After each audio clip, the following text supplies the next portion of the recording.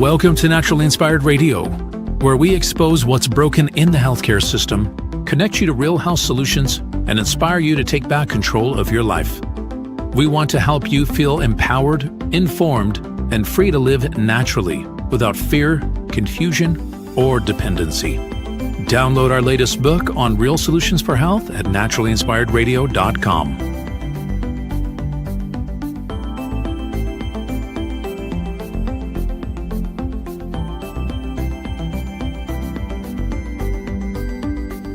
Naturally Inspired Radio is a nationally syndicated show broadcast on over 100 radio stations, online platforms, video channels, and podcast feeds.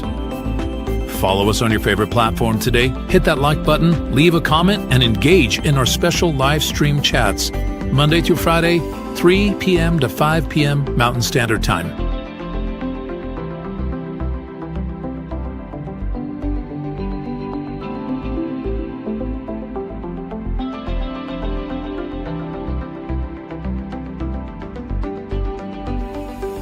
Visit naturallyinspiredradio.com to learn more, register for our weekly giveaway, and explore past episodes.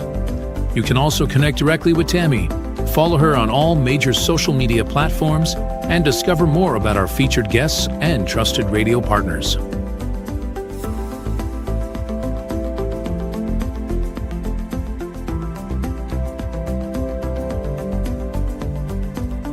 Are you looking for better health? Work with Tammy today and take the first step toward a healthier, more empowered lifestyle. Schedule your complimentary 30-minute lifestyle assessment to explore personalized guidance on nutrition, movement, toxin-free living, and natural beauty without pharma. Get started now and discover Tammy's preferred health products at naturallyinspiredstore.com or text Tammy directly 720-303-8868.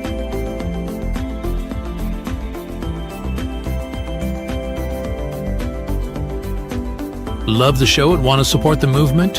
Head over to naturallyinspiredradio.com and click on the support tab.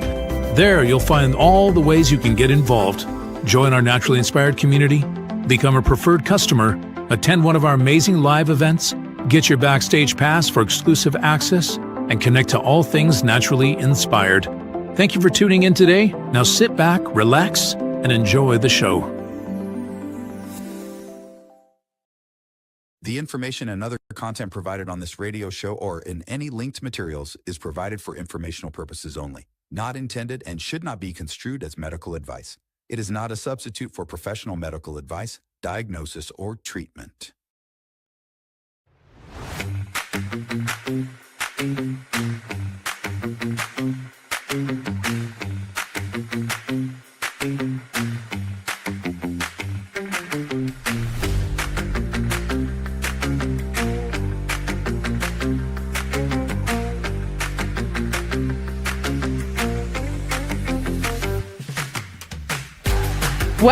Welcome. Good morning. It is time for Naturally Inspired Radio, and I'm so glad you're joining me today. Another beautiful day here in northern Colorado. Absence of winter. Oh my goodness. I've got a farmer coming up on the second, actually a rancher, on the second hour. I've got a rancher coming up. So, I almost feel bad because, I've been celebrating this weather, but I know, I know all our real ranchers, I'm not really a real rancher. I only got 5 head of cattle, it's kind of just more of a hobby for me. So, I don't have as much skin in the game as real ranchers do. So I feel bad saying that, I'm enjoying the good weather because I know they need moisture. Farmers need moisture, ranchers need moisture, and we did not get much this winter. So anyway, I feel guilty already. Dean Lerwick is going to be joining us from Pumpkin Creek Ranch at the bottom of the second hour. So look forward to that. I got a great show planned for you today. I hope your week's going well. Hope everything is running smooth, and you're coping with everything that's going on as usual in the news, because of course there's tons of stuff to be concerned about. But the number one priority has to be our health, right? It has to be our health. We cannot help others. We cannot make a difference when we're not pouring into ourselves. So make sure you remind yourself of that today, and you're taking care of your health and the habits that you have each and every day that you promised yourself, that you deserve this better care. So I hope you're doing that. Let's get into what we're going to be talking about today. For culture today, oh my goodness. So lots of things have dropped recently, and there's more podcasts out from the AI people. Is that what we're going to call them? The AI people, the tech people, the humanoids. Like, what are we going to call these people? Because they definitely think a little different than we do. Definitely thinking a lot different than maybe you or I'm guessing.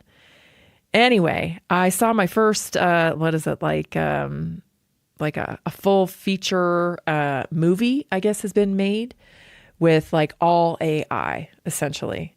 So this would have been like a $200 million budget, I believe, for this movie. But of course it didn't require that, because we're moving movies over into artificial intelligence where AI makes movies. I don't know. I brought a clip for you today. I want you to watch it. Can you tell? I feel like I can tell. I don't know. But it doesn't, I don't know. There's something missing here.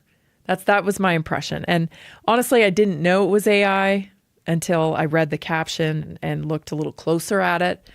But so who knows if it's because once I knew it was AI, I was biased. I don't know. I'm trying to be honest with myself, but I don't like this. I just don't like it.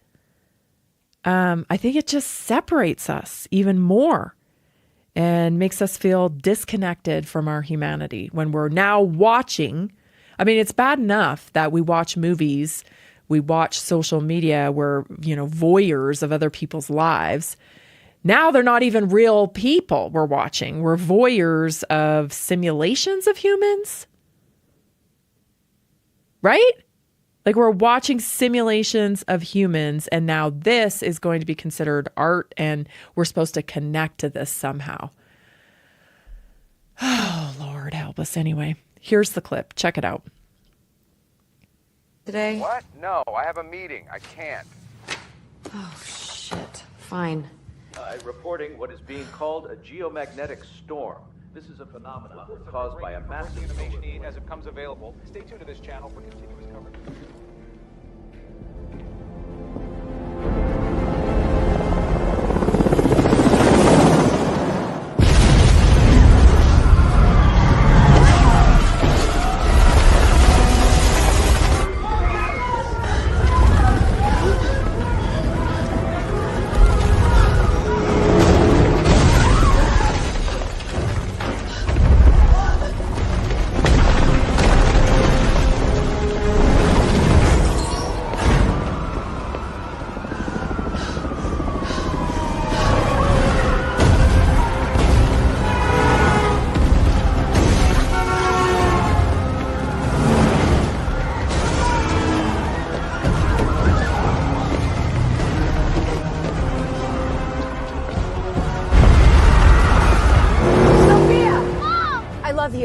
I'm on my way.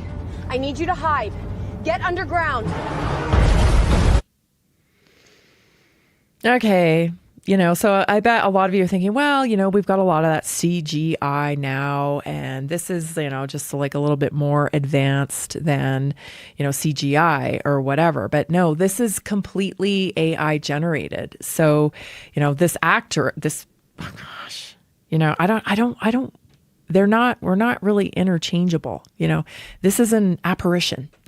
This doesn't exist. So I can't even say that this is an actress. This is like a synthetic apparition of an actress, I guess. It's like, my brain wants to keep these things separated. My brain wants to keep these things separated. And I think that's a healthy thing, right? The conglomerate of the technology people want us to blur the fake synthetic with the real. And that, of course, well, I got a lot for you today on that. That's for sure. But yeah, so this appearance here of this fake actress, fake synthetic apparition of an actress, it kind of reminds me of Daryl Hannah, right? Back in the day, remember Daryl Hannah? So it's like, it's based on a likeness of, you know, a representation of what is considered beautiful, I guess, you know, that just think about the ramifications of this, okay? As if it's not bad enough that we have all these filters and weirdness that create images and create the standard of beauty in our culture. Now we have like stuff that really doesn't even exist ever. Never existed, doesn't exist. And now this is the standard of beauty. Like it's not bad enough, right? We have young people striving to achieve a standard of beauty through cutting themselves, injecting themselves, augmenting the outside of their body to feel a certain way inside to get approval. Like, I don't know where this goes now. I don't know where this goes. This goes, I think, to what Ray Kurzweil has been talking about for a long time and sat down and talked about on the Moonshots podcast again. Yeah, Ray Kurzweil has made another appearance on this podcast, and I want to kind of share it with you so you can get some, you know, more clarity around what these people are shooting for. But before I do that, I want to share this screenshot with you for breaking news, what Meta has done. So Meta, of course, Facebook, you know, all that, has patented an AI that can keep a deceased person's account active and running, posting, messaging, and video calling by using their behavior from past data. Okay, so let me tell you, this is the simulation, right? This is the digital revolution. This is the AI takeover of humans. What they're doing here is they're priming the pump. They're getting you used to the idea that, hey man, no one will ever die in the virtual. Nobody will ever die in the virtual. That Facebook friend you had that you haven't seen in person for, 30 years, they pass away, but hey, it's okay. Because you'll never tell the difference. You're going to still see their Facebook posts. It's going to still be in their vibe and their way of speaking, all the rest of it, because the large language model is keeping a tally on who that person is, and it'll be able to take over where they leave off. This is like so weird, right? Like, talk about like, this has been building though. If you look at our culture over the last couple of decades, you can see how this has been building, like under the guise of like, hey, don't suffer. Nobody should suffer. Nobody should feel pain. Nobody should be bullied. We've got to fix everything. Oh, are you sad? Take some pills. Hey, do you feel this way? Take some more pills. Like, we're medicating emotions that are normal because we've developed a culture where it's like, you should never feel bad, ever. And if you feel bad, something's wrong with you. Something's wrong with you, and you need to be medicated. You need to, chase away the unpleasant feelings. So that's been brewing for quite a long time. I would say through like gentle parenting, the bully bench, this whole campaign to like stop anything. You shouldn't suffer at all in our current culture. And that ain't life. That is not living.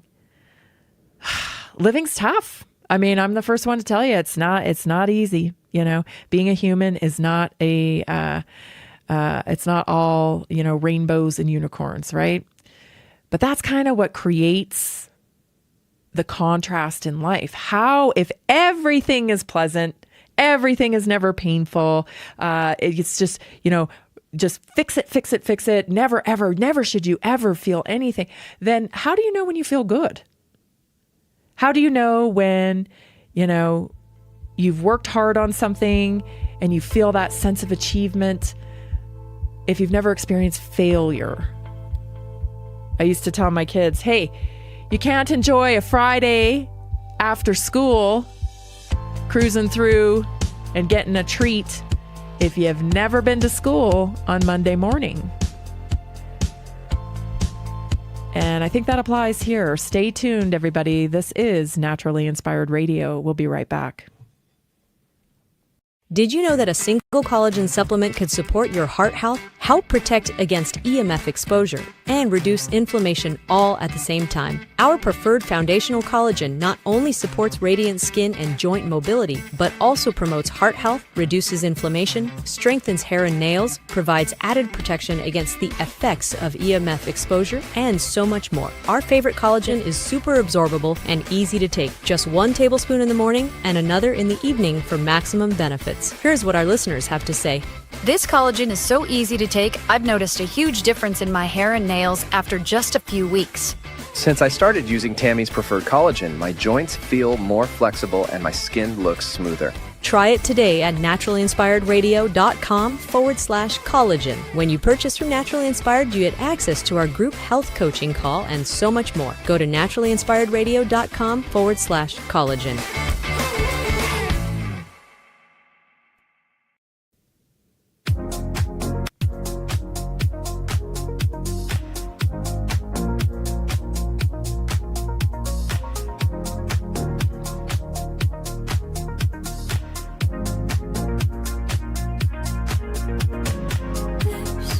Welcome back. Would you follow us on Substack? Share it with a friend. What do they call it? Restack it. Restack it at Tammy Cuthbert Garcia. Follow us over there on Substack. Did you know you can watch the show from there now? Substack is really growing. I'm quite impressed with it. I wish I had more time to put into it. Will admit I don't have a ton of time to do as much writing on Substack as I used to. But I love that platform, and you should check us out on there. Find us at Naturally Inspired Radio, at Naturally Inspired Radio. So that's us on Substack. Share it with a friend, restack it, or that's what they're saying. I think it's restacking it. And that helps us get the word out to more people. And after all, what we're doing here is we're connecting people to real solutions for health so they can tap out of the medical mafia model and get better results with their health. So help us do that. Follow us on Substack at naturallyinspiredradio.com. So one of the questions that came to mind when I was watching this video, and I felt kind of like empty, I just felt kind of like let down and empty from this AI movie stuff, is like, will people push back? Will we, this is all very cool and I can have my AI avatar, I can be anything I want to be. That was also priming, right? The transhuman agenda, which is the tranny agenda, the gender dysphoria thing, which I'm going to talk about today too. That was all priming to be able to accept this, I can be anything. I can be a cat. I can be this. I can be that. Well, yeah, in the transhuman world, you can augment yourself. You can merge with artificial intelligence and be something you never imagined you could be, and it should be totally acceptable. It's just like in gradual steps, they expose people to it. So it becomes normalized. And I wonder if that little part inside you that desires to connect to other souls, other people, other people's experiences, their stories, that little piece that makes you feel like, oh yeah, we're all right. This human race, right? If that's not going to call us quickly back, I'm praying that it does. Okay, because I can't even quantify the impact of this emotionally, mentally, like even physically. Like, what happens if you can all of a sudden show up as your avatar everywhere virtually, or, even augment yourself in reality? Gosh, it's like, what happens then to like just regular old humans? Just regular old humans, What happens? What do we give up in exchange for augmentation through transhumanism? That we don't know. Do we lose this connection, this soulful connection that we all feel? Do we lose the ability to have higher faculties that are kind of unexplainable about humans, like intuition and empathy and some of these other things that we have a hard time articulating and pointing out precisely what they are? I wonder. I'm concerned about that. But people like Ray Kurzweil, they're not as concerned. Let me tell you, they are not as concerned about those types of things, because I'm not sure, I don't want to be mean, but I'm not sure they've ever been connected in that way. I talk about this, how people get so compartmentalized, almost obsessive about what they're trying to do, that it drives every thought they have. And I see that.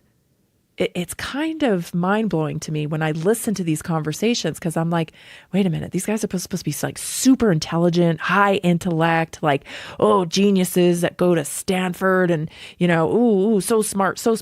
But yeah, I see massive gaps of wisdom. And I'm not talking about little gaps. I'm talking like massive gaps of wisdom that they seem to be lacking when it comes to understanding the impact of what they're trying to do here when they push artificial intelligence and the singularity and the merger between man and machine. Like major gaps in understanding here of how humans operate. You're going to get a peek of that because I have some clips here to share with you. This is from the Moonshots podcast. Again, I tell you, if you want to know what's going down, this is the podcast. Although I'm warning you, it's not going to make you happy listening to this stuff. It'll make you probably a little uncomfortable. Anyway, let's get to it. Here's the first clip from the Moonshots, Peter Diamandis and Ray Kurzweil and company. 29, and it's growing exponentially. Why are we waiting till 2045 for the singularity? Could you sort of explain the difference between those two things? When we multiply our intelligence 1,000-fold. I mean, one difference of my own perspective versus everybody else's, it's not like we have our own intelligence, biological intelligence, and then we have AI that's over here, and we somehow relate to AI versus human intelligence. We're going to merge with it. It's going to be the same thing. We're not going to be able to tell whether or not an idea is coming to us from our biological intelligence or our computational intelligence. It's going to seem the same. I mean, if I asked you to think of some actress and you think of it, you don't know where that came from. It just somehow appeared in your mind. And it's going to be the same way, whether it's coming from your computational intelligence or your biological intelligence. And we're not going to be able to tell the difference. Today, you can tell the difference. If you actually go to your favorite LLM, you can tell that it's coming from the LLM, not from your biological intelligence. In the future, though, you're not going to be able to tell the difference. And we're going to become 1,000 times smarter. Hey, I'm just going to say out the gate here, this guy says, more than I do. I don't know if this, I'm always working on my so I say, too much. I know it. But this guy says it more than me. So, hey, he's a super genius. And he still says, So we don't know where that came from. When I tell you to think of an actress and you conjure up the vision of an actress in your mind, Ray thinks we don't know where that comes from. Do you see the gaps here? Like, I have an understanding of where that image comes from. I'm 50 years old. I've seen a ton of movies. I have seen a ton of actresses.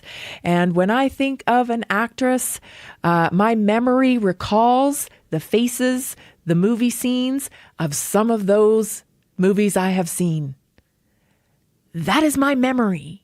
That is my experience. We don't know where it comes from. It comes from our lived experience.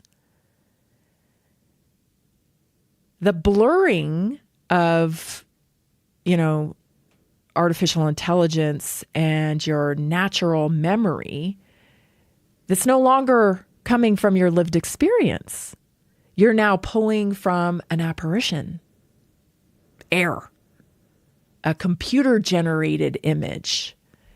And see what Ray's trying to do here. And by the way, I don't know about you guys, but he seems slower to me than he did, say, 3 years ago, 4 years ago. So I don't know if he's trying out the technology on himself or what's going on. I don't know what's going on behind that hair rug thing he's got on or whatever. Did he take the Neuralink and we don't know? What's happening here? What's happening here? Again, I have to say, these seems like big gaps of understanding of how humans operate. No, maybe, we don't fully understand how our brain computes and stuff like that. But why do we need to? Why do we need to? Can we not accept that this is the human experience? Our creator made us, and, I get it. He's not he doesn't believe in God or whatever, but how do you explain to yourself then how you got here? Is it just I don't know how that translates in his thought process. And then to think that you don't know, you have memory. That's where you're pulling this information on. It's just bizarre. It's all pushing you towards a synthetic version of being a human. This is this whole pattern. Is we have the things in nature. They're here. We're here. We are humans. Why are we synthesizing what is already here when we don't even fully understand our own biology already? Why do we have a subconscious? Those are things that are worthy study, trying to unlock a little bit more of understanding of being a human. But that's not good enough for these people. They need to synthesize and emulate and take control, because ultimately that's what it's about. There's a huge control issue here. Okay. So just doing a little bit of research on this kind of phenomenon of wanting to cure death. Facebook wants to cure death, right? They are going to keep people's profiles avatars, right? Their AI avatars alive after they have died in reality. This is existing in the simulation. Are you really existing if you're just existing online, in the cloud? So what is the obsession with curing death? At its core, it's the belief that death is a technical failure, not a natural boundary. Instead of asking how should we live well, the focus becomes how long can we extend life? How much decline can we delay? How much biology can we override? Death is reframed from an existential reality into an engineering problem. These people have already crossed over into computer world, machine world. Everything is a machine problem. You solve human problems by solving machine problems. I know.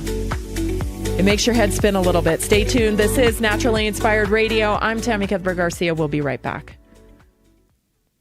Did you know 80% of beef consumed in the U.S. comes from 4 major corporations, much of it being imported or processed with additives? Want real beef from a real farm? Pumpkin Creek Ranch does things the right way. Local, grass-fed, dry-aged beef with no additives, no shortcuts, just honest quality. Pumpkin Creek Ranch beef is the real deal. I love knowing exactly where my meat comes from. No additives, no nonsense, just honest quality beef. Best beef I've ever had. You can taste the difference. Rich, tender, and packed with real flavor. Plus, supporting a local ranch makes it even better. From pasture to plate, they raise their cattle with care, so you can get rich, natural flavor that only real ranching can provide. Stock your freezer with premium beef you can trust. Visit pumpkincreekranchco.com or call 970-658-0176.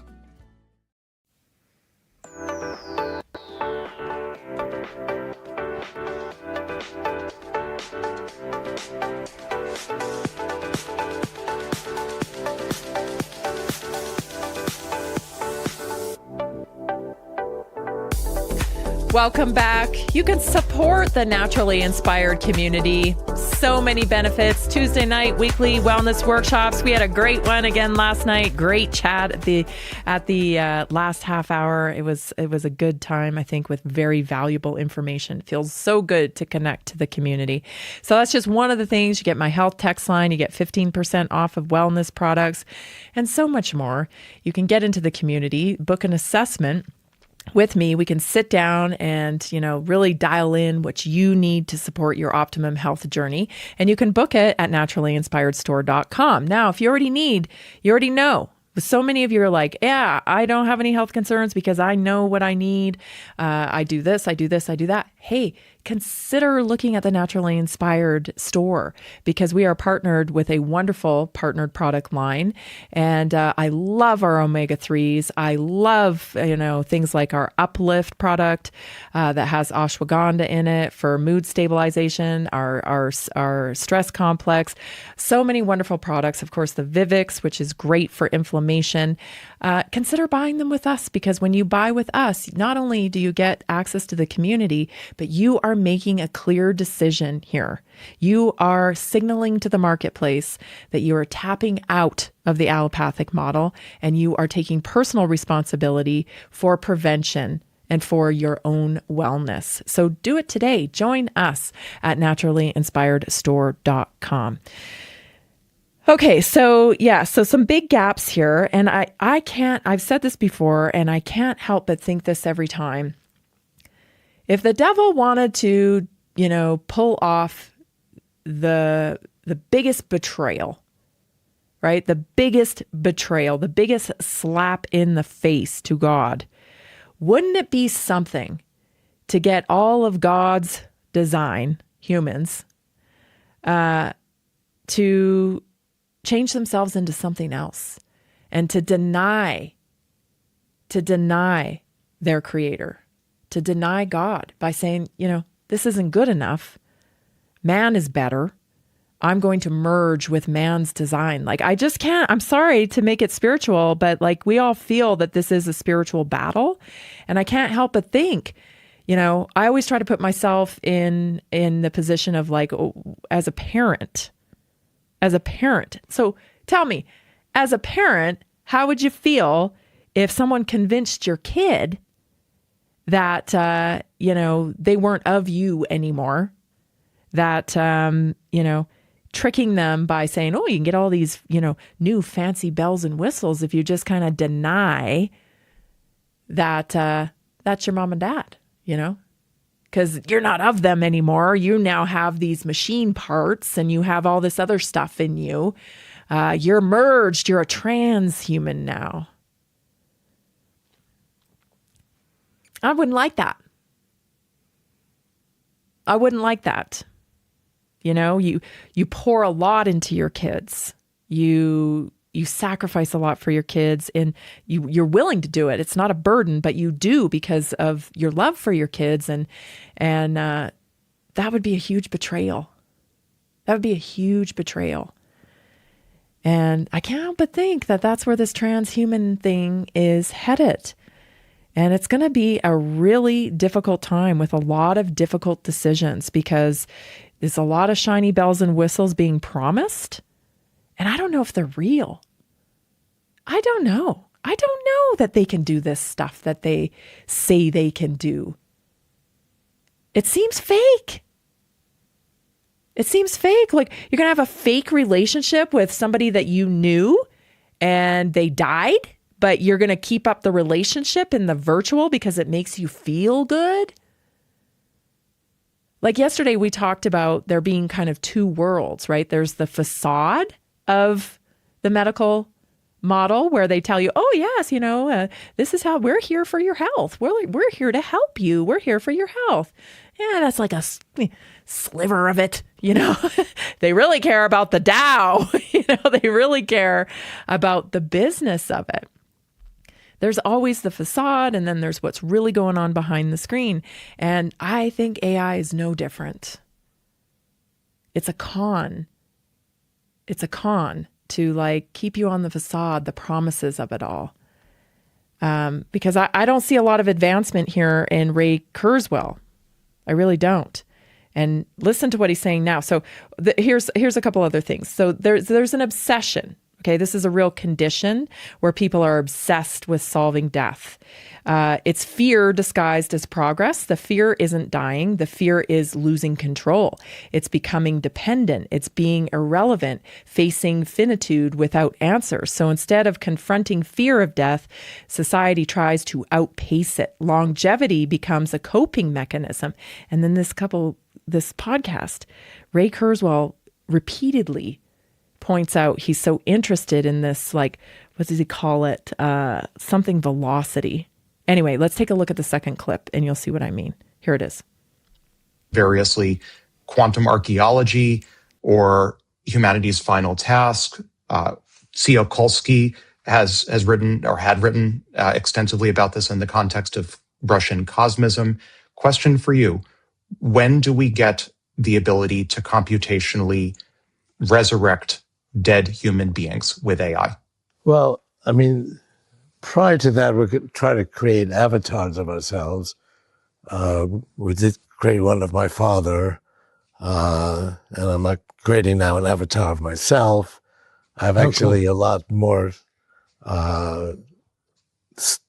material that we can put into text. I have 11 books. I've got several hundred articles that I've written, articles about me. All of this will go into a large language model. We'll create something that can talk like me and it will look like me. And I get probably 5 to 10 requests for interviews and podcasts a day, and I can't do most of them. So I'll actually offer them, you can interview the avatar. The avatar is actually better than me because it will remember everything. I don't remember everything that I've said. So the avatar would actually be better, and you can interview the avatar as long as you want. In whatever language. You can do it in another language, right? And that'll be this year. So, what age are you going to make yourself in your avatar? Kind of an arbitrary choice you have to make. Yeah. Now, that's not actually creating everything about me or my father, which we have actually less material of his, although we have enough to create an avatar that's also lively. Being able to relate everything that a person has and the state of their bodies and so on, it's that will happen eventually, but that's probably another 10 or 15 years away. Do you view that as the killer app of the singularity, the so-called great task of resurrecting computationally with AI every human who has ever existed? That's one of them. Yeah. There's so many. To me, that I'm very interested in is being able to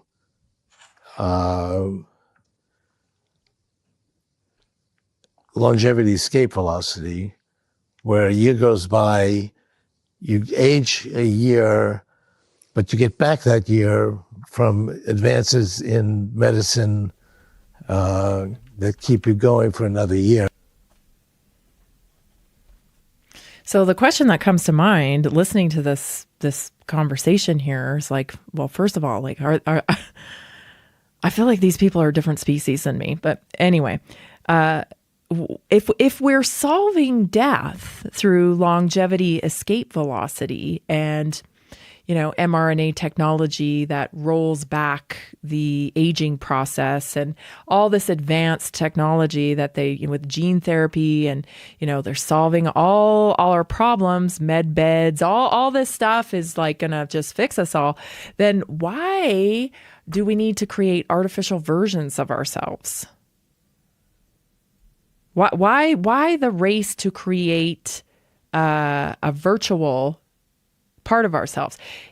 To me, it's because, in reality, you can't change, your flesh necessarily without like surgery and it doesn't look too good a lot of times, So this is a way, like, this is very a strong messaging to me. Why so much self-hate? Why is it so, like, why do you need to create a better version of yourself that lives in a synthetic world? And we've accepted so much of this, right? We've accepted so much of this augmentation and we've praised it and made it our beauty standard. And you guys, it's all standing on self-hate. I'm not enough. I need to be something else. I'm not smart enough. I need artificial intelligence. I don't have the look that I want. I need artificial. Like, why are we so like obsessed with not being enough? Because ultimately this is self-hatred. Yuck.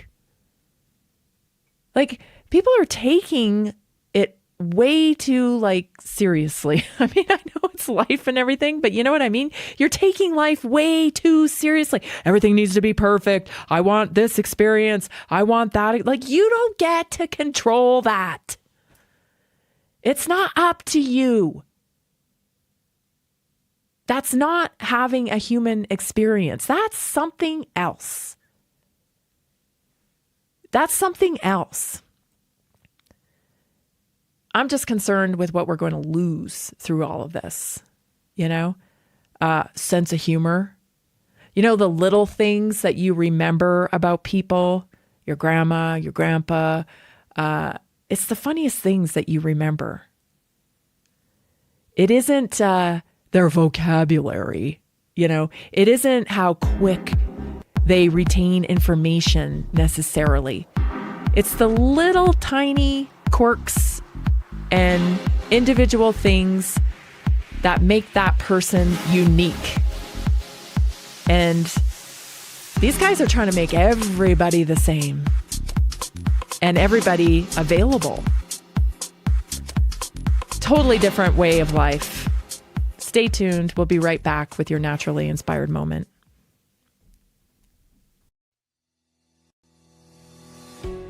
Did you know that nearly 70% of Americans struggle with their health every single day? That's why we are reaching out to health professionals and to anyone who simply has a heart for helping people. Right now, there's an opportunity to make a real difference in people's lives while building a flexible income stream for yourself. Whether you're already working in health, wellness, or just passionate about seeing people thrive, we want to connect with you and introduce you to our system.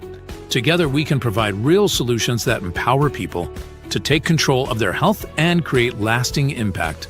If you've been looking for a way to combine purpose with income, this is it. Visit simplehealthincome.com or text 720-764-7448 That's simplehealthincome.com or text 720-764-7448. We look forward to working with you.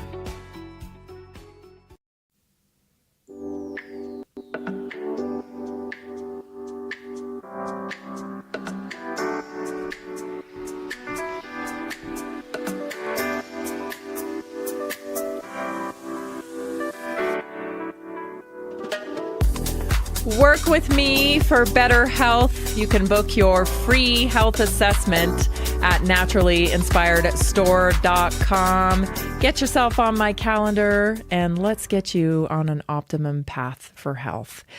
For today's Naturally Inspired Moment, so yesterday we had our weekly wellness workshop, and it was, the missing variable, why belief alters outcomes more than protocols. Like, you have to have a basis of belief that you can heal, that a protocol that you're dedicating yourself to will work.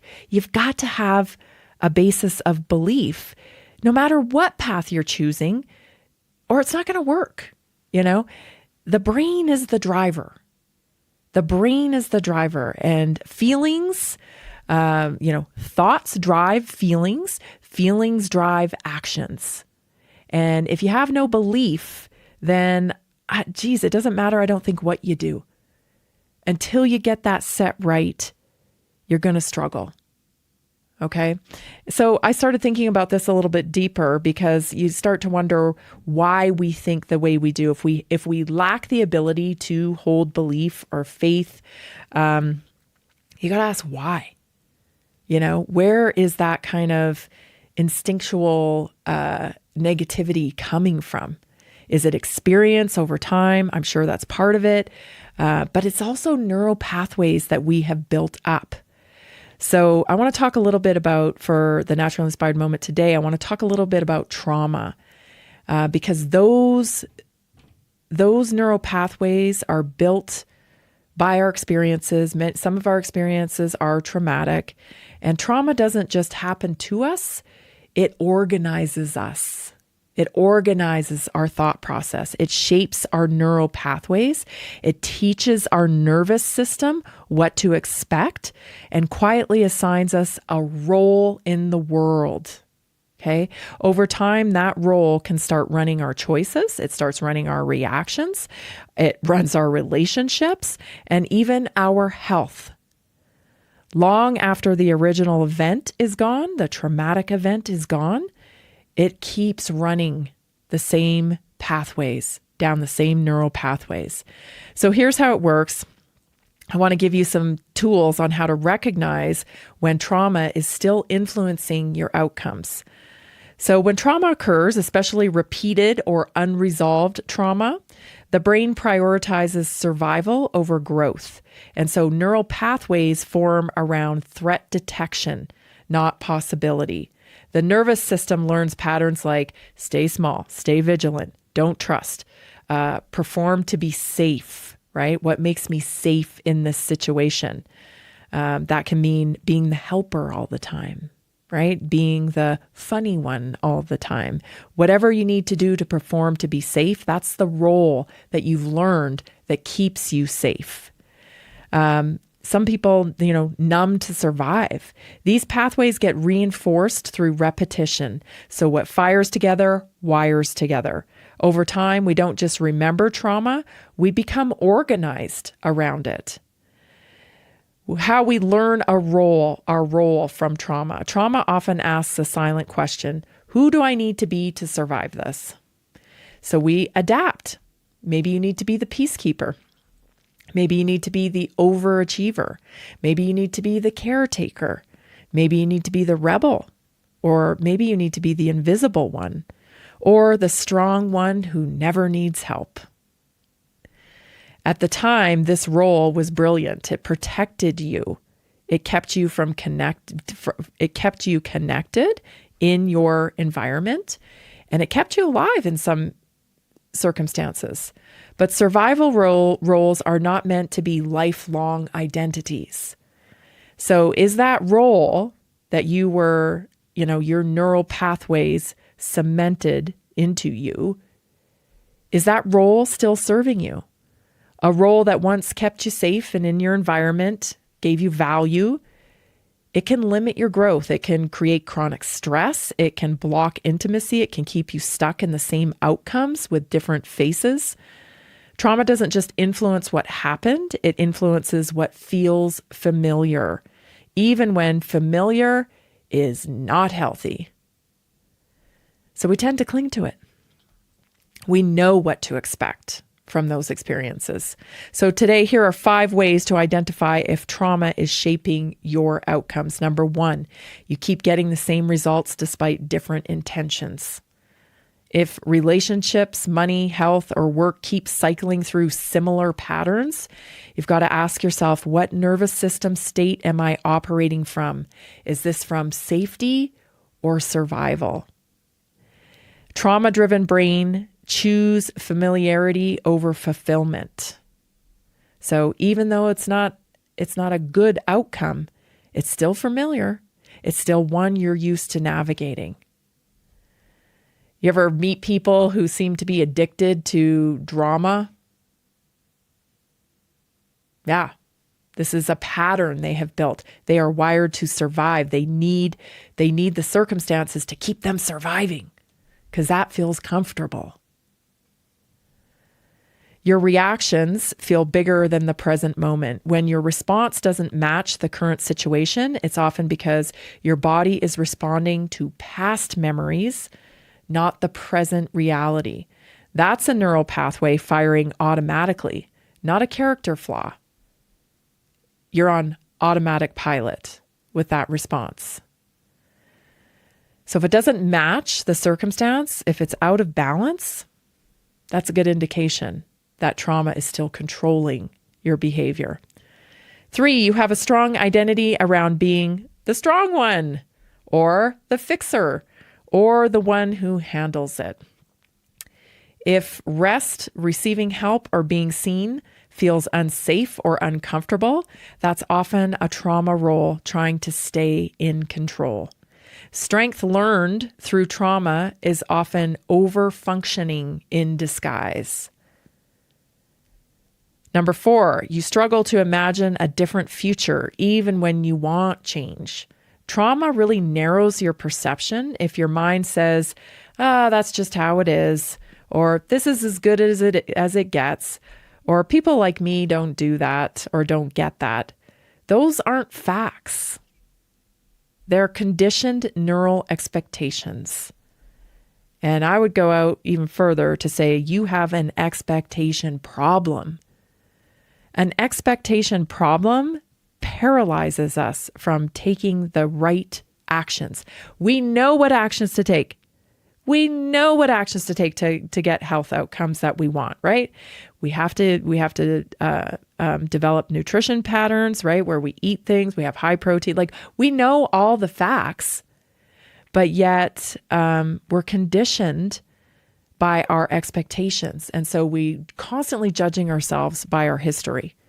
So if in the past, I couldn't get results. This is just how it goes. People like me don't get those types of results. You have an expectation problem. You have to have an expectation of belief, right? You have to believe it's possible. Otherwise, you're kind of dead in the water there. Number 5, your body signals stress even when life looks fine on paper. It looks fine. Everything's going fine. Chronic tension, fatigue, gut issues, inflammation, or sleep problems often mean the nervous system never learned how to turn off survival mode. You've always been in survival mode. That's been your coping mechanism. And even when the circumstances around you don't require you to be in survival mode, you don't know how to, you're not comfortable in your own body without trying to survive. You'll create chaos. You'll create fights. You'll create drama just so you have something to focus on. Because your body signals stress even when life looks fine on paper. Key. It's okay. Everything's okay. You'll find a way to create chaos because that is your comfort zone. So trauma, it shapes your pathways, but pathways can be rewired. This is huge. Just having awareness about this is how your thinking patterns are formed, and this is why you do what you do. Because this is how your neural pathways have been formed through your experiences. This is what you learned. This behavior keeps you safe. So awareness is the first interruption of this cycle. Choice is the second. Oh my gosh. Am I in survival mode here? Do I need to be in survival mode? What does survival mode feel like? Shoulders up, tight, tension, argumentative, looking for the negative, looking for reasons to be offended. So safety is the third. You're not broken. You're patterned. You're patterned. And over repetition, you've developed these patterns, and they used to serve you. They used to keep you safe. They used to bring you outcomes that made you belong. And we develop these neural pathways very early in life, right? 0 to 7 is what the research tells us. We're learning rapidly, from being small, how to fit in, how to adapt. We don't come with an owner's manual. Nobody tells us how to behave. We're taking in social cues all the time. That's how we learn who we need to be in order to feel safe, to feel comfortable, and to, be part of our unit. And it may have served you well when you were little and growing, and even beyond that. But at some point, we can't run the same patterns if we want different results. And so just awareness around that. Patterns can change when the role that once protected us is gently retired. You can switch into that role as long as you're aware of it, right? It's when we go unconscious and we're using these roles and we're playing these roles and we don't even know that we're playing them. That's when it gets, challenging, because when we want different results, we can't just keep running the same patterns. And that's where, people get frustrated and they feel defeated. They feel like they beat themselves up. It's my problem. I've done this to myself. It's very hard to pick out these patterns in yourself until you bring awareness around it and understand that we all operate like this. We all operate like this. It's only awareness that gives us a different perspective of it. And it's like, I can shift out of that role. If you need to be in helper role, you can be in that role. And, but when you don't, because what happens when you're stuck in a role is a lot of times it gets old, and you feel like when you're in the helper role, you'll start to feel like you're being taken advantage of. And you don't want to be seen as the helper all the time. Why do I have to help all the time? Nobody helps me. And then resentment kicks in. And of course, resentment is terrible for your health. That's a low frequency vibration in your body. You don't want any of that. You want high frequency. So you bring awareness around these patterns. Again, you're not broken, you're patterned. This is Naturally Inspired Radio. I'm Tammy Cuthbert-Garcia. Stay tuned for the second hour. Don't forget, Dean Lerwick from Pumpkin Creek Ranch will be joining us at the bottom of the hour. Stay tuned. We'll be back.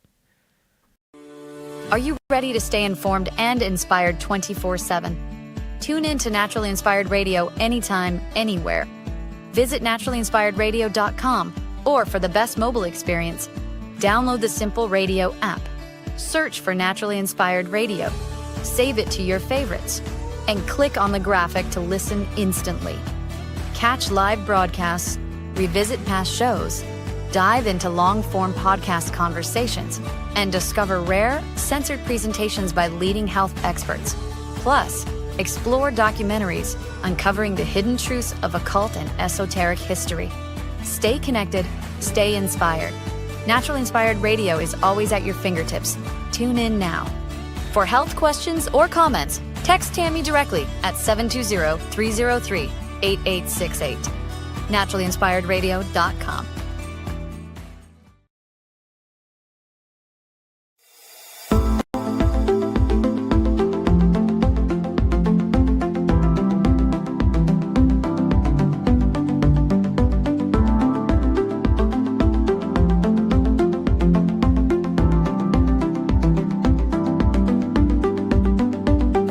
Welcome to Naturally Inspired Radio, where we expose what's broken in the healthcare system, connect you to real health solutions, and inspire you to take back control of your life. We want to help you feel empowered, informed, and free to live naturally without fear, confusion, or dependency. Download our latest book on real solutions for health at naturallyinspiredradio.com.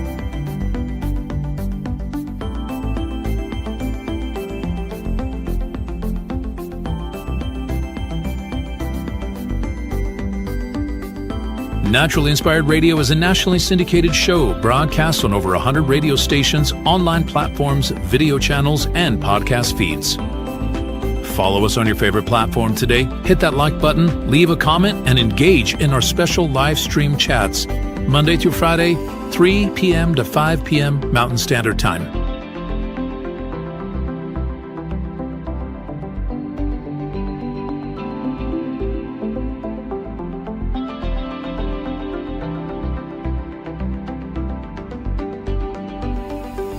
Visit naturallyinspiredradio.com to learn more, register for our weekly giveaway, and explore past episodes. You can also connect directly with Tammy, follow her on all major social media platforms, and discover more about our featured guests and trusted radio partners.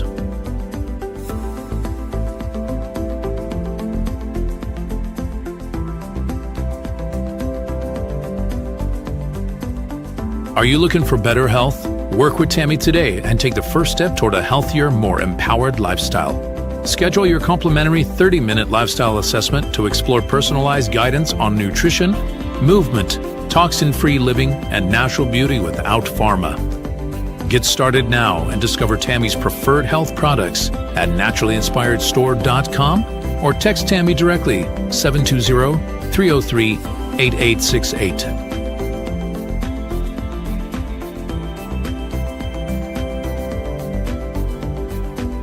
Love the show and want to support the movement? Head over to naturallyinspiredradio.com and click on the support tab. There you'll find all the ways you can get involved.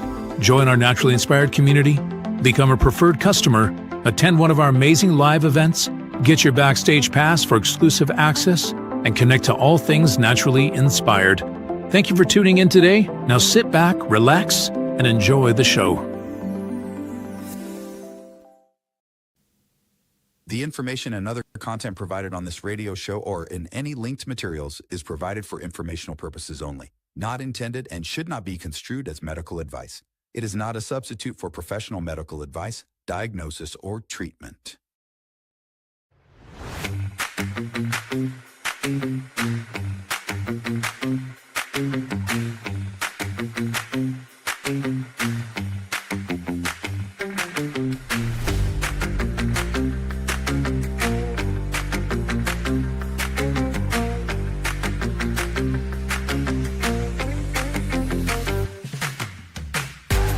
Welcome back. This is the second hour of Naturally Inspired Radio. Listen, if you missed the first hour, you got to go back and check it out.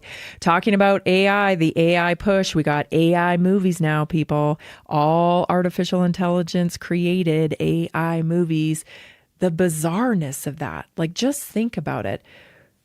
It's so weird because we are watching, like we're humans, watching fake humans, you know, emulate human life.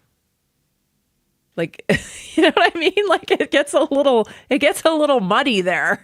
Like there's just such a lack of authenticity. It's really like it's layers of, it's just very strange to me. Very strange concept. Anyway, will AI push us back to humanity? Because there's something missing here, especially in the art, in the music, there's something missing. In the movies, there's something missing.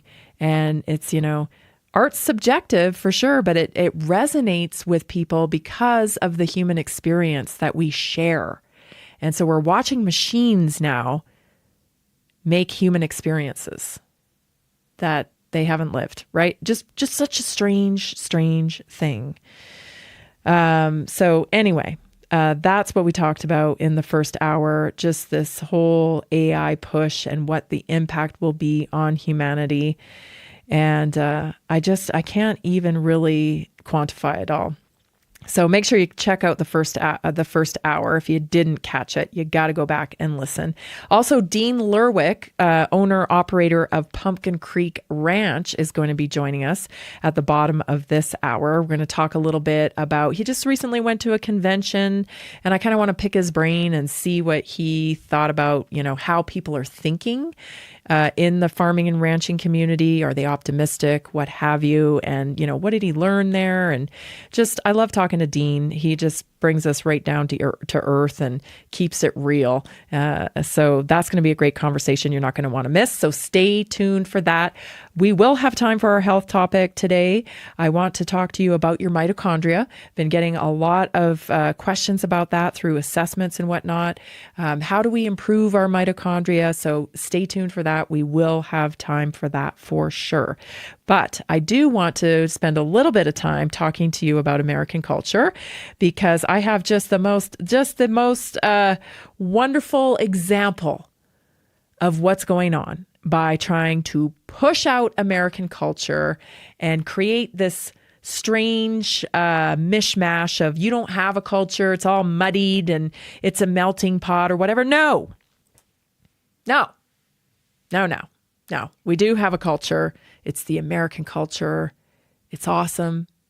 I'm pointing out things to you every day about what makes America, America, and put simply, how we do things around here, right? That's a culture, how we do things around here. So to tell somebody you don't have a culture, it's like, we don't have the way we do things?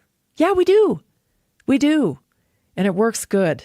So anyway, prepare yourself, because this might make you a little mad. It made me mad. So here it is. New immigrant, I guess, explaining to us why we don't have a culture. Take a listen. Hold your hand when I say this. We do not move to America because we think it's a better country. We move here because it's a little less worse than our other countries. Because you're stupid to think that we moved to this country for some hot dogs and some baseball. We have better vibes, music, food, culture, history, literally all of the above. We just move here because we are looking to make more money and offer a better chance for our families. Did you know that the minimum wage a day, not an hour, a day in Mexico is not even 15 American dollars? Not even 15 American dollars. Right now with $15 in San Diego, I could go maybe buy a matcha and half of a granola bar, honey. If you support ICE, you support people getting destroyed. If you support families getting destroyed, I hope you rot in hell. And I will see you there. This video confused me so much. I really just was truly confused by it. The nails, right? Oh, the nails. It drives me insane. But anyway, how much for the nails? So okay, so our country's got nothing, apparently, right? they don't move here for our country. They don't move here for our culture. They move here for more money and a better chance for their families. But I'm confused because we don't have a good vibe here. According to this woman, they have everything better. They have better vibes. They have better music. They have better food. They have better culture. Okay, so what's the better chance for the family? Just money? Is it just money? Right? I guess that measure of better is just money. And so you can make more money in America. And that's the only reason they're here. Weird, right? I'd be thinking she doesn't know anything about American culture. I got to believe that because we have a very distinct culture, actually, and it goes a little further than hot dogs and baseball, American cuisine is got a lot of different influences, but as we've covered here before, America is about reinvention. So like we learned, I didn't know this, but we learned many weeks ago now, I covered this, that in Italy, we think, oh, pasta, spaghetti, and meatballs, that came from Italy. Did it? No, it didn't. Italy made meatball soup, because they weren't that rich of a wealthy country. So they didn't have that wasn't something that was accessible to everybody. It's too expensive to make. And it just, it wasn't part of the culture. They often made meatballs and they put it in soup. So it was like more of a watery meatball. It wasn't till they came, right? So Italians immigrated over to America for a better life, right? And lo and behold, they got a better life, because now that they could reinvent their culture. Now there's more prosperity here. We can make pasta, and we're going to put the meatballs on pasta, and we're going to, do the marinara and all that. That came here. That was here. Okay? That was here because the culture of this country supports reinvention. You get to reinvent yourself here. That's what it's about. If you don't want to reinvent yourself, maybe don't come. Maybe don't come. Okay, so the next one. So that's pretty much covers the food thing. We have apple pie here, barbecue, like ridiculous barbecue. Fried chicken, macaroni and cheese, clam chowder, southern collard greens, buffalo wings, pancakes, ice cream, milkshakes. And then, of course, we have the whole class of reinvention from like Tex-Mex. So Mexican food reinvented, right? Not to say that it's, better than authentic Mexican food, but there's, if you've ever been to Mexico, like real Mexico, it ain't anything like Tex-Mex. This is a reinvention, because that's what happens in America. We reinvent. Okay. All right. So that, covers the food thing. And then she hit us up on our music. Please, really? Yeah. So great. I mean, I'm all for world music. I love Latin music. Actually, we play it here like all the time. It's soothing to me. It's I love it. It's beautiful. Okay. But would you want to talk popularity when it comes to music? Should we talk popularity? I can't actually name you too many Latin bands that I'm just like, but let's just think about things like rock and roll. Pretty popular. Elvis Presley, like, these type of music, it's played everywhere.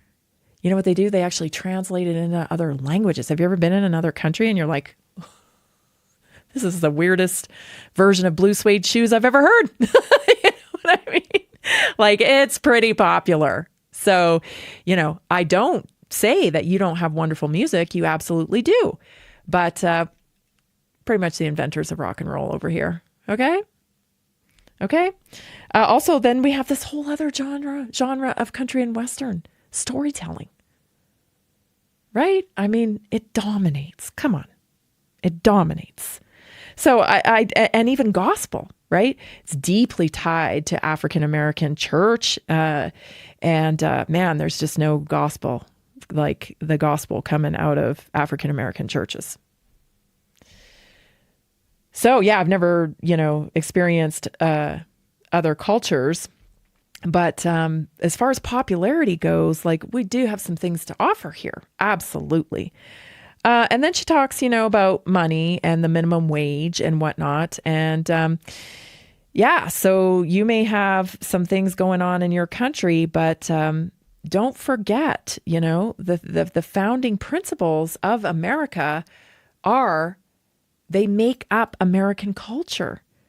So independence and liberty, like, pretty much do anything you want here. And that's a principle. Innovation and pop culture, that's American. And I see your nails. You clearly are into the pop culture, clearly. So next time, these people tell you that your culture's crap, actually you don't have a culture, nobody's coming here for the culture. I mean, I don't know anywhere else where you can pop out and, get a $15 matcha and half a granola bar. I'm betting you might not be able to track that down in Mexico, maybe. I don't know. Not trying to take cheap shots here, but this is deeply offensive because we absolutely do have a culture. And my lady, if you don't like it, get out. We'll be right back.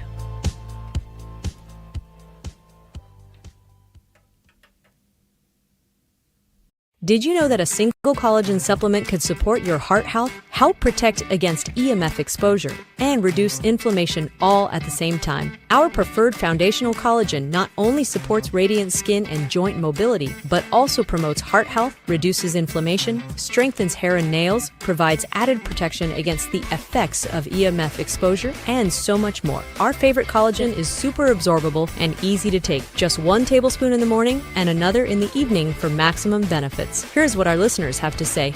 This collagen is so easy to take, I've noticed a huge difference in my hair and nails after just a few weeks.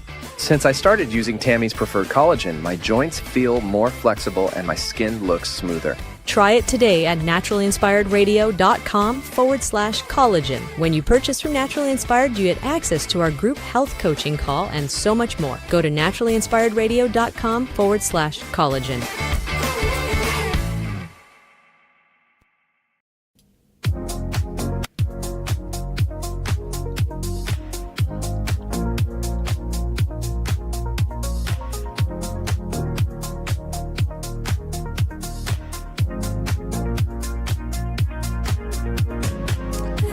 Follow us on Spotify. Please share it with someone you love.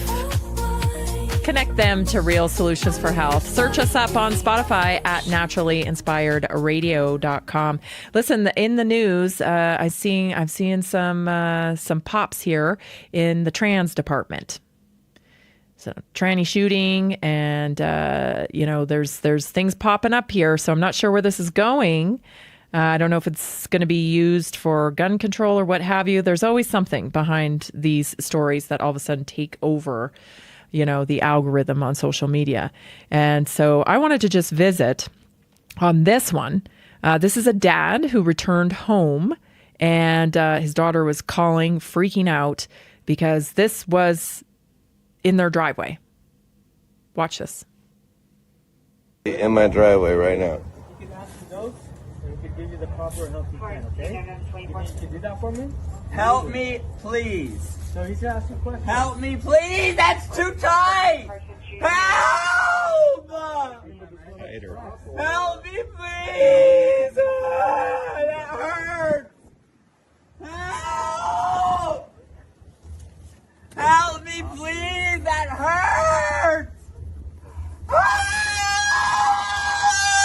You know, if you stop resisting... Help me! I'm not resisting! That hurts! Well, if you cooperate... Help me, please! That's what we're doing. Tried to break in the wrong house, dude. Help me! So plenty more of these videos popping up online recently. And, in the past, this is what happens when, this insanity takes place. And tell me how this is not mental illness, right? And of course, we've seen now another shooting, right? Another shooting at a hockey game and it's a trans shooter. We're seeing more escalation of violence from this demographic of people. And when are we going to face the facts about this, right? That this is mental illness. This is mental illness, right? What about that does not convey mental illness? And so I was looking back and, trying to get like a historical record of this mental illness. And this there used to be a diagnosis known as autogynephilia. And it was a term that was introduced to describe a paraphilic sexual pattern in which a male experiences sexual arousal at the thought or image of himself as a female. And the term, it comes from the Greek language, auto, self, gyn, woman, philia, love, or attraction. It was framed as a sexual orientation of arousal, not a gender identity, okay? Which is why we're seeing a lot of these trans people go into women's spaces and self-pleasure, that's because they're aroused. They're doing it because it's arousing to them. Okay, so its origins and history of the concept, late 1800s, early 1900s. Before the term existed, European sexologists such as Magnus Hirschfeld and Havelock Ellis documented cross-dressing, erotic role reversal, sexual fantasies involving embodiment of the opposite sex. These were categorized broadly as fetishisms or sexual inversion, not identity. Okay? So that's been the big crossover. Is now this because this you just have to accept people for this is their identity. And this is interesting because we do this kind of with medical diagnosis, right? So this is a medical diagnosis. There's a medical solution, right? And so now this becomes part of the person's identity. In the 80s and 90s, Ray Blanchard, working in Canada's publicly funded medical system, came up with the proposed term as gender dysphoria. That wasn't till 2013. Okay? So again, historically, this is psychotherapy was the primary approach from the 1970s to early 2000s. Treatments focused on insight-oriented therapy. When do we start understanding that this is dangerous? Right, to facilitate this kind of mental illness? Hopefully not too much longer, right? Hopefully not too much longer because this is now becoming more and more prevalent as it's acceptable. And so anyway, that's where we're at with that. I want to transition into our health topic today. Because that is very important as well. And today we're talking about mitochondria. So I want to get to my paperwork here for mitochondria. So here we are. Perfect. Okay. So mitochondrial health. Today I want to talk about 7 essentials that everyone should know about mitochondria. They're far more than little energy factories. I know I describe them that way all the time, okay? They sit at the crossroads of energy, of inflammation, hormones, brain function, aging, and resilience. And when they're strong, you feel vibrant, okay? When they're impaired, everything feels harder. Okay, so here are 7 clear points to focus on for health of your mitochondria. Number 1, mitochondria determine how much energy you can make, not just how much you sleep. Fatigue is often a cellular energy problem. It's not a motivation problem. Okay, healthy mitochondria efficiently convert nutrients into ATP, that's cellular energy. Damaged mitochondria equals low energy, poor recovery, brain fog. You can eat enough calories and still be energy deficient at the cellular level because of this issue.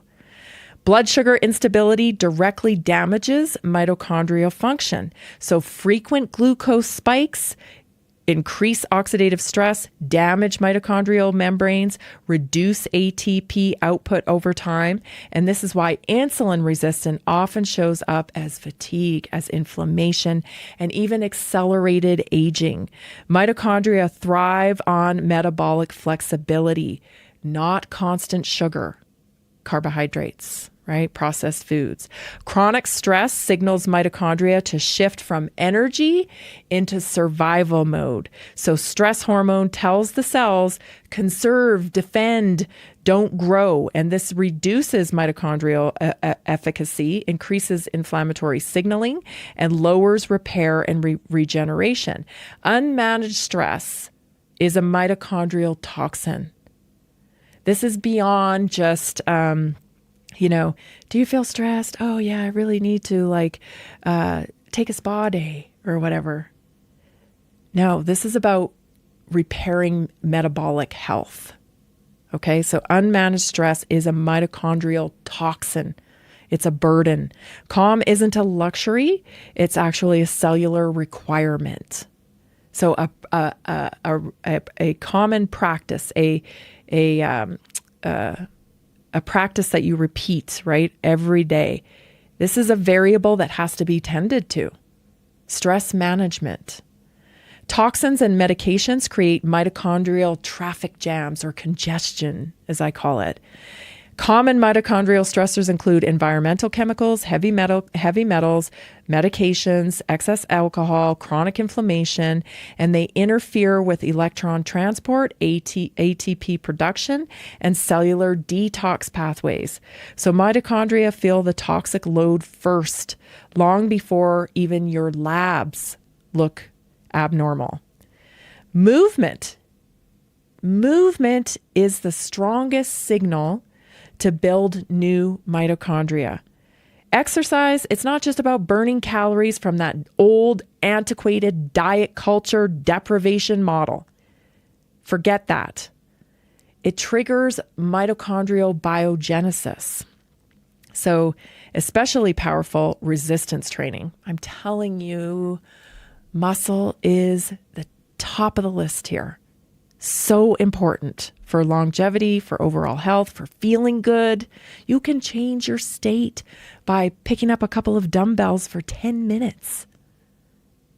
You can change the way you feel. So resistance training is big. Short bursts of intensity. So I've been going back to this.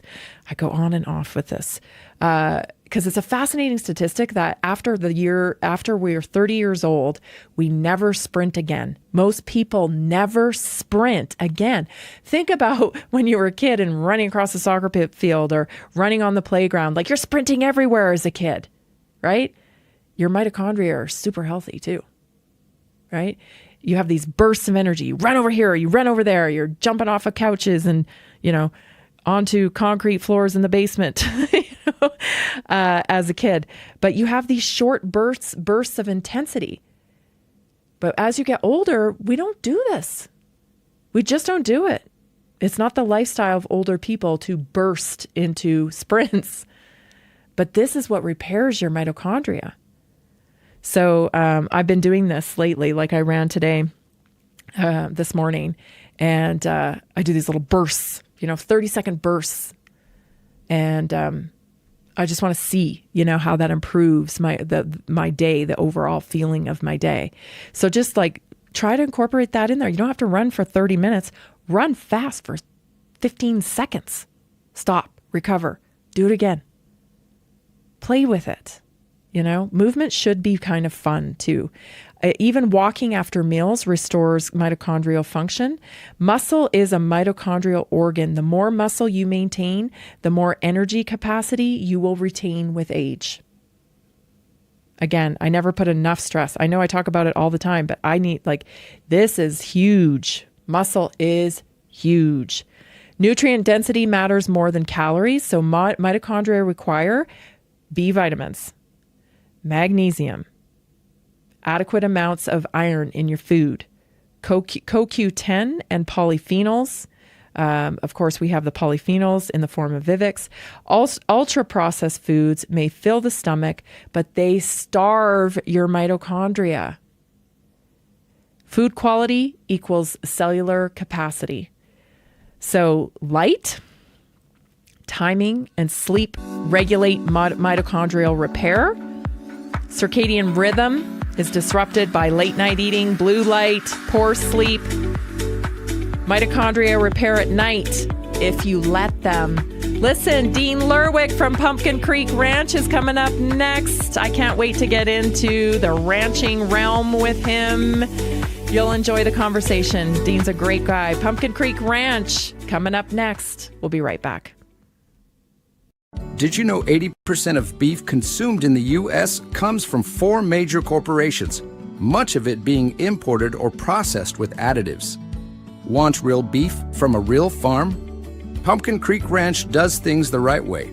Local, grass-fed, dry-aged beef with no additives, no shortcuts, just honest quality. Pumpkin Creek Ranch beef is the real deal. I love knowing exactly where my meat comes from. No additives, no nonsense, just honest quality beef. Best beef I've ever had. You can taste the difference. Rich, tender, and packed with real flavor. Plus, supporting a local ranch makes it even better. From pasture to plate, they raise their cattle with care, so you can get rich, natural flavor that only real ranching can provide. Stock your freezer with premium beef you can trust. Visit pumpkincreekranchco.com or call 970-658-0176.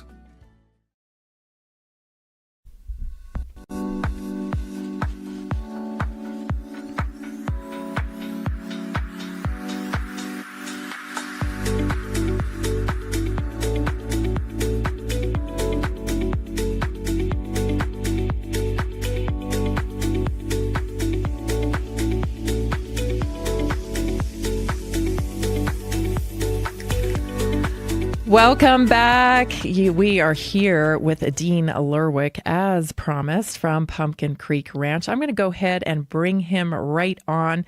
We've got a lot to discuss today. Dean, welcome back to Naturally Inspired Radio. So good to see you. How are things going? Oh, they're going pretty good. Good to be here. It's been kind of windy. That's never fun, but so far it's not done. Yeah. Makes for rough days working cattle, but that's the way it is. Yeah, let's talk about the weather a little bit, because here in Colorado, we haven't got near the amount of snow that we normally get. Even the mountains aren't that covered. Usually it's all, stocked full of whiteness and there's not much up there. And a lot of people have concerns. I was talking to somebody in Montana the other day that expressed the same concern. They haven't got the amount of snow. How will that impact you? And how will it impact our farmers if we don't get a heavy rains in the spring?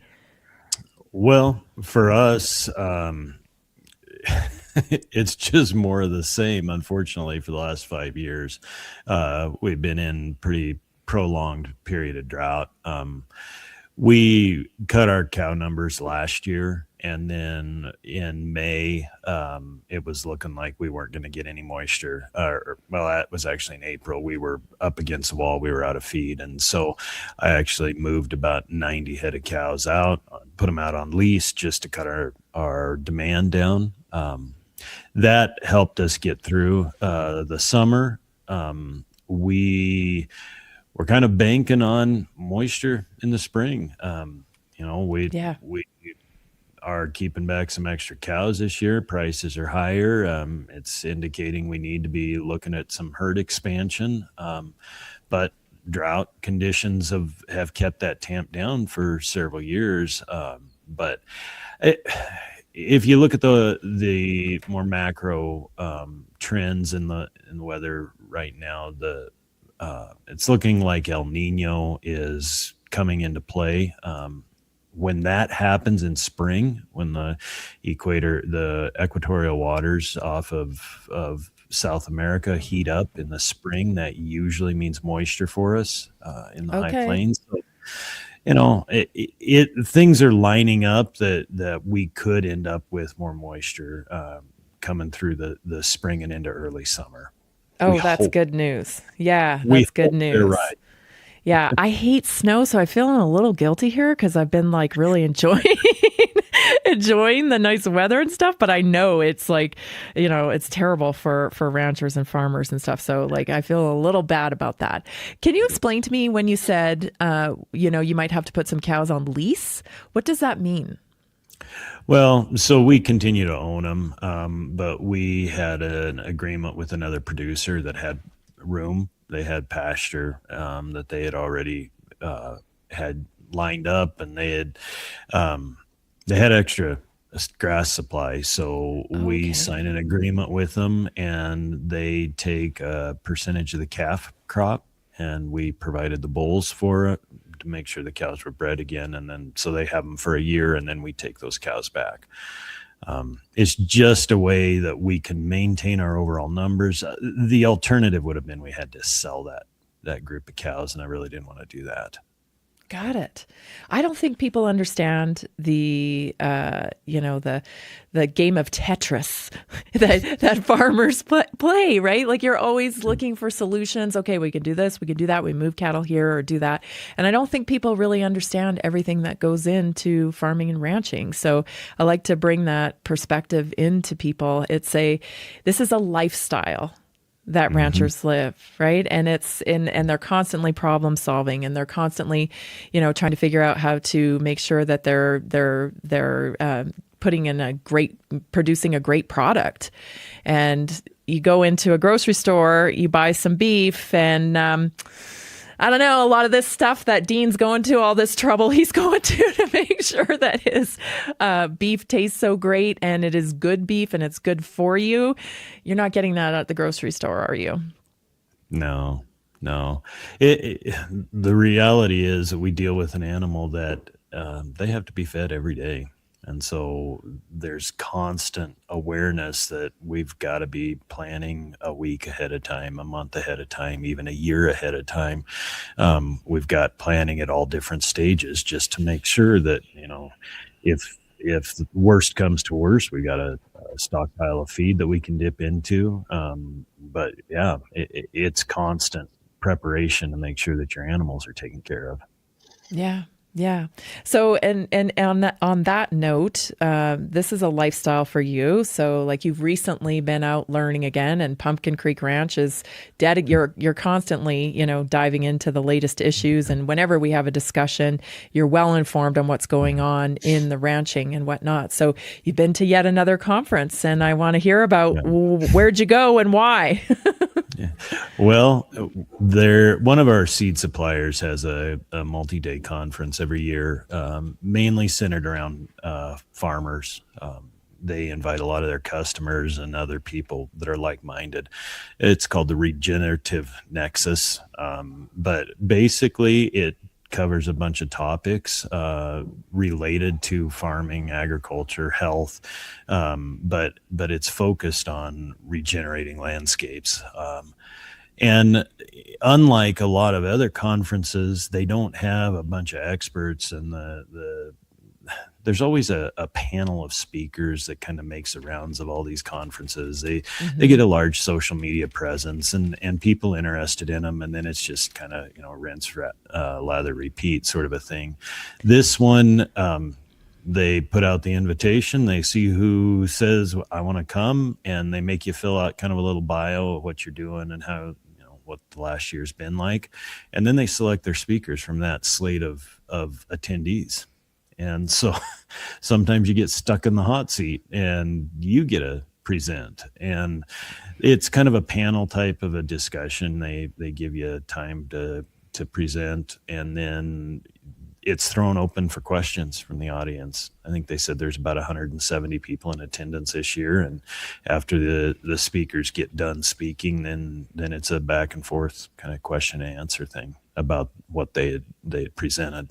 So that's cool.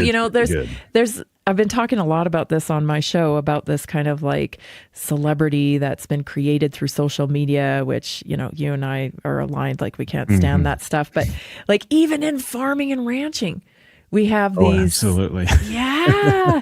Who, like, when we were kids, I don't think I predicted that we'd have famous farmers, Celebrity farmers and ranchers. Yeah. And it's not to denigrate or take away from what particular people have done, but you only have so much experience. And so if you hear the same speeches over and over and over again, and after a while, it's like, okay, well, now somebody else is doing something amazing. Let's find those people. Yeah. And again, it's more like marketing again. We're getting into this routine of marketing and, celebrity farmers and whatnot. And the fact is that, like, farming and ranching is very much dependent on geography. Yeah, absolutely. And so when you get the same speech out there all the time and the same kind of, point of view, then not all voices are heard and expressed. No. I've had the pleasure of talking to you guys now for a couple years. So it's really changed how I look at things, because I was probably being influenced by the celebrity farmers and ranchers a little bit more than I'd like to admit. Well, so the way I've kind of come to understand this is there's the people out in front, and they're promoters. Okay. Yeah.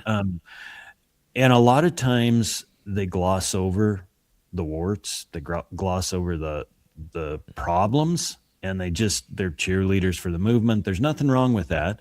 Right. It kind of pushes us to try things that maybe are probably a low probability of success in the attempts, but it pushes us and it expands our boundaries, and it expands our minds of maybe what is possible. But it's important as a producer that, I'm trying to take care of the land. Our farm is trying to, be ready for the next generation. We can't go too far out on the limb of, well, we're just going to commit to this and we're going to do everything that these people are doing. And then you go, oh, wait a minute, they're farming in Virginia and you're in the high plains, Totally different. Yeah.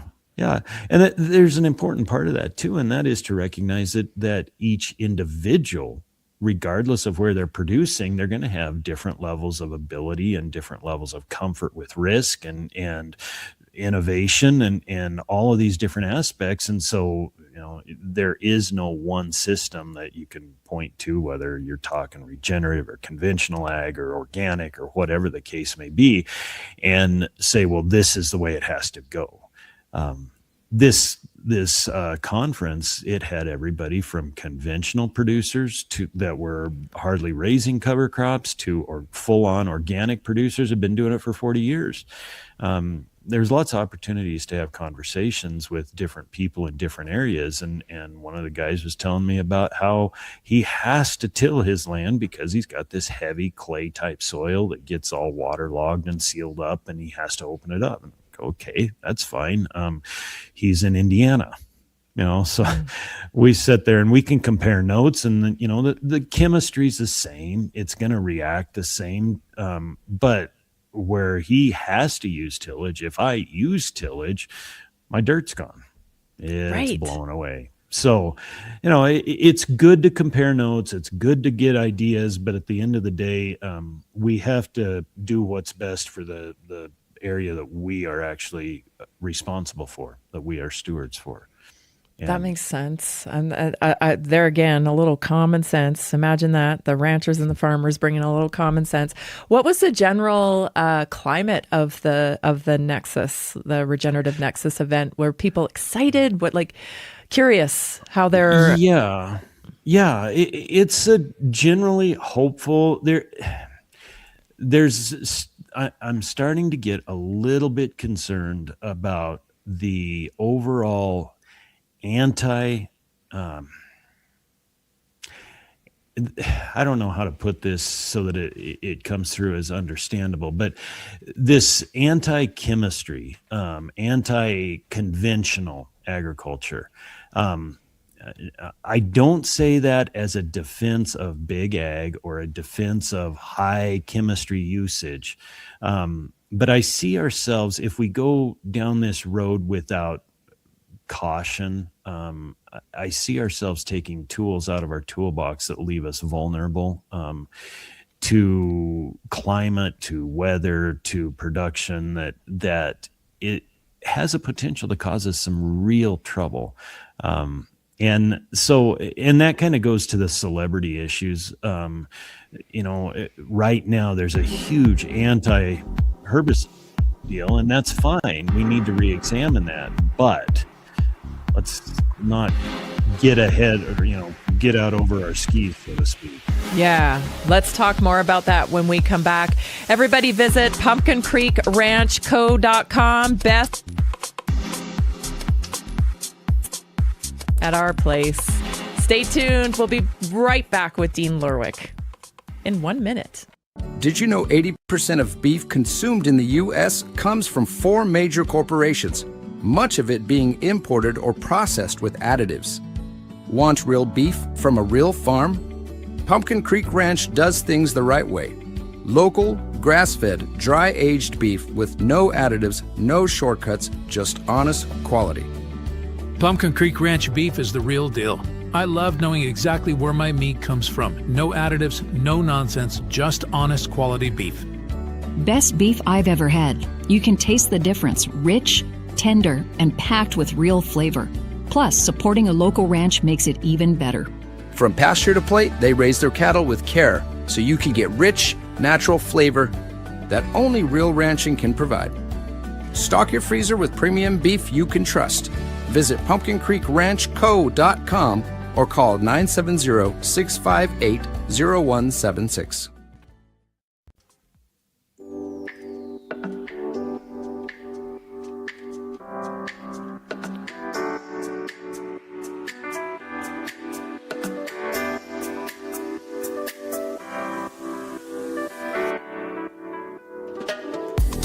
Join the ranch revolution.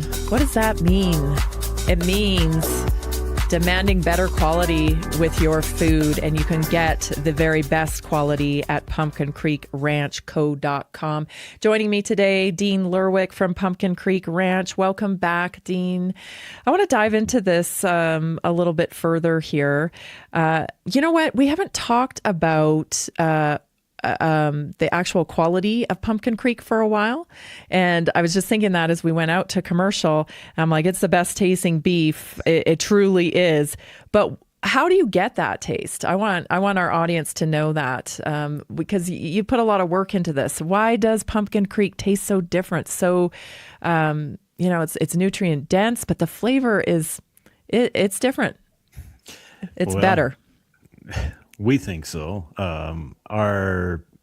We run these cattle to a little bit older of age. We've had a long-term breeding program. Our ranch started in 1946 with my grandpa. We've been breeding our cattle up ever since then. And then we use a little bit different type of finishing diet with these cattle.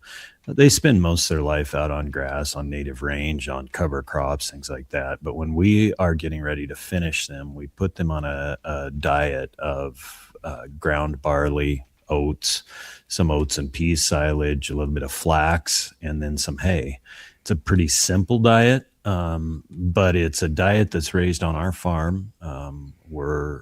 We are what I would consider moving in regenerative directions.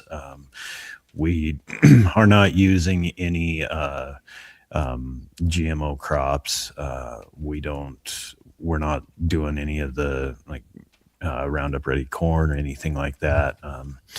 We can't grow it. We're mostly dryland farming, and so we have to raise crops that fit within our climate, within our context, and so that means small grains. It means cover crops. It means hay, and so that's what those cattle are getting. But it's hard to say what the secret ingredient is, because if I'm being honest, I don't No, because it's the beef that we've eaten our whole lives. It's what we developed and decided we really appreciated, and decided to start bringing it to the customer. Yeah. Well, there's a profound difference, let me tell you. there's a big difference in your guys' beef. And even, if you go out somewhere and you have like a grass-fed steak, there tends to be kind of a gamey taste to grass-fed.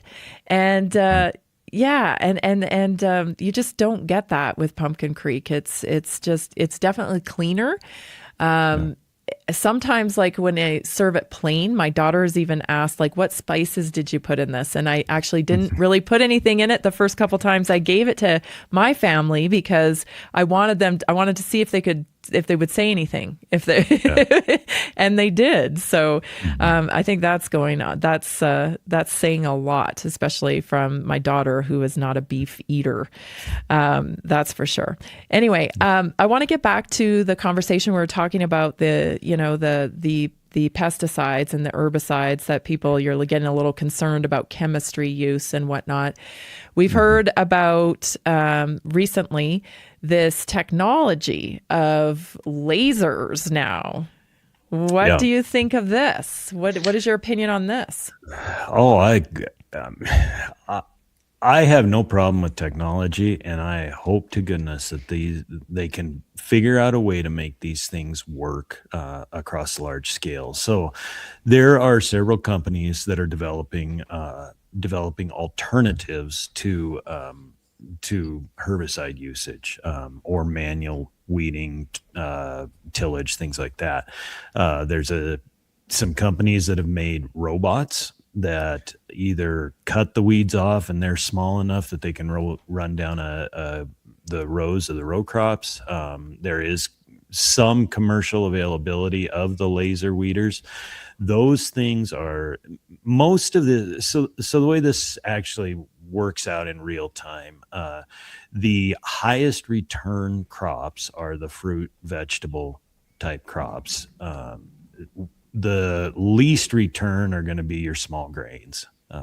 That's just the way it is. That's a reality. And so all of these technologies end up hitting the fruit and vegetable producers first, because their returns are much higher. Their gross income per acre is much higher than the small grain crops are.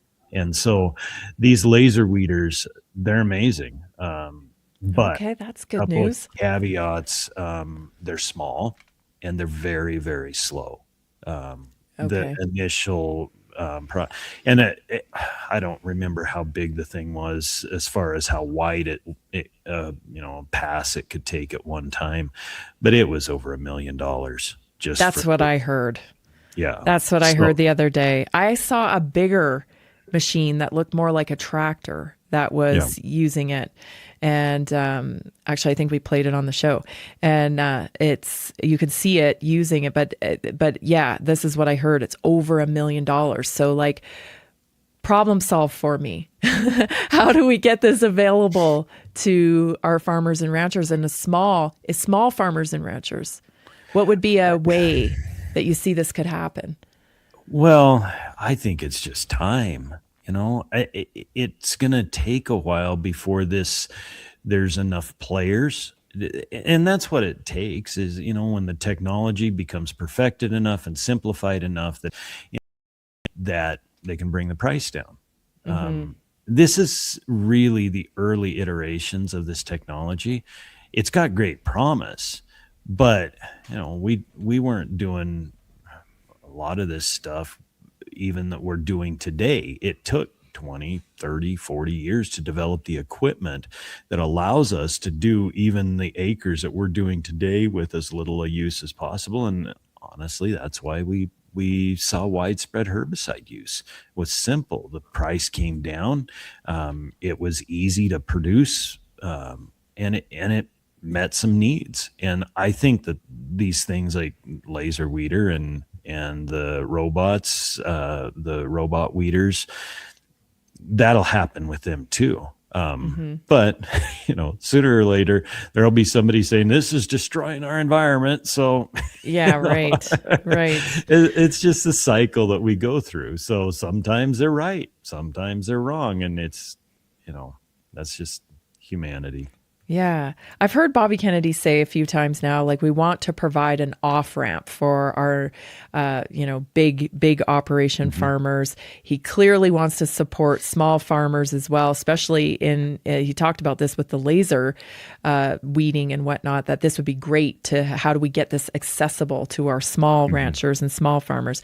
In your opinion, as a small rancher, what's the off-ramps that we can give some of these people? I know Pumpkin Creek is doing a lot of it already. Like, you guys have already moving towards regenerative for quite a while now, but what off ramps would make it easier for people?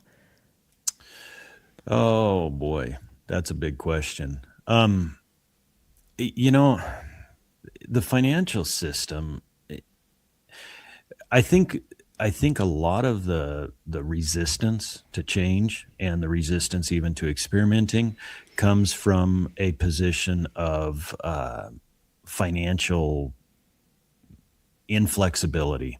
If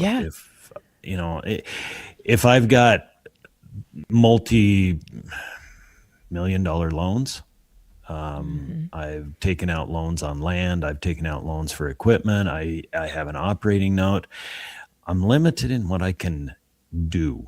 And the system is designed with crop insurance and subsidies. It's designed to promote the production of corn, soybeans, wheat, and some sugar. That's what it's designed to produce.